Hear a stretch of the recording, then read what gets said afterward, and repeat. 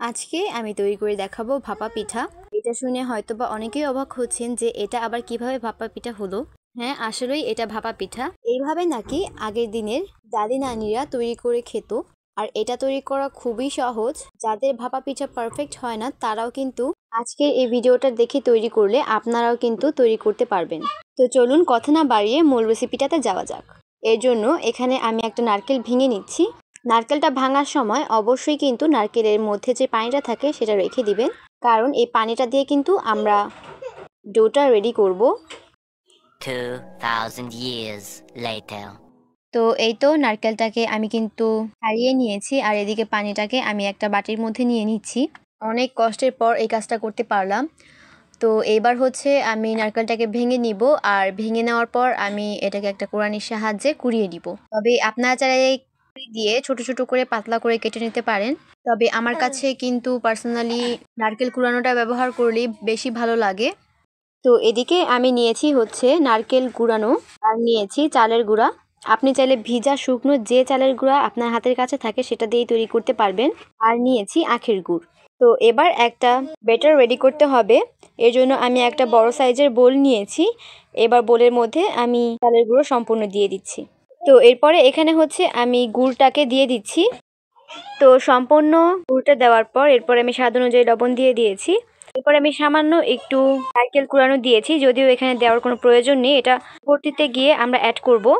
তো এবার এই সব উপকরণ আমি হচ্ছে একসাথে ভালো করে মিশিয়ে নিব। অ্যান্ড দেন মিশানো হয়ে গেলে এখানে আমি সেই ডাবের পানিটা দিয়ে দিব, নারকেলের পানি। তো এইখানে চাইলে আপনারা পানিও ব্যবহার করতে পারবেন। তো এইখানে আমি একটু একটু করে নারকেলের পানি দিব, আর হচ্ছে এটাকে মিশাতে থাকবো।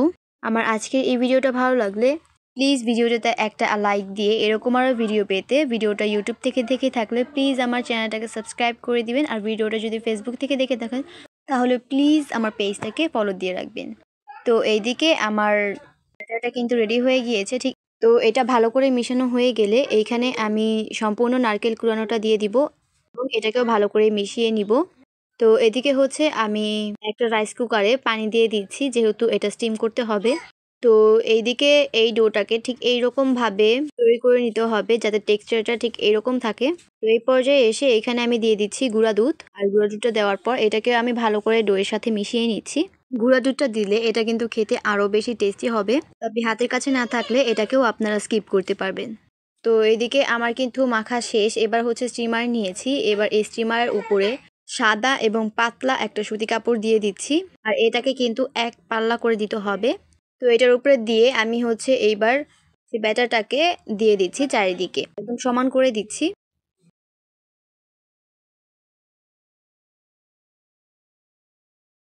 তো যখন পুরোটা দেওয়া হয়ে যাবে তখন কিন্তু আমি বাড়তি যেই কাপড়ের অংশগুলো রেখেছি চারিদিক দিয়ে, তো সেইটাকে এনে এটার উপর দিয়ে ঢেকে দিব।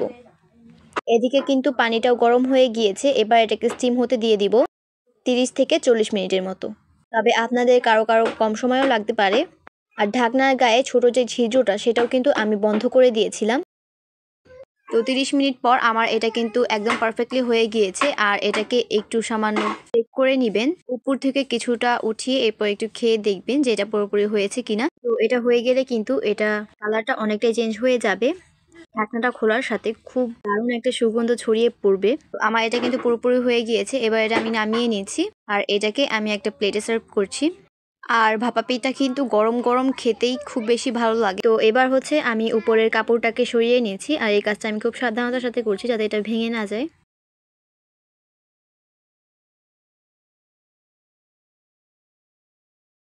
তো এরপরে এটাকে আমি আমার পছন্দ অনুযায়ী স্লাইস করে নিচ্ছি, আর এটা কেকের মতনই দেখতে একদম।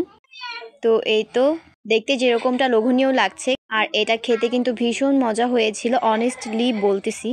এটা তৈরির পর নিজের জন্য 2 টুকরো সরিয়ে রাখবেন, তা না হলে কিন্তু পুরোটাই শেষ হয়ে যাবে। এতটা বেশি মজার হয় এই ভাপা পিঠাটা।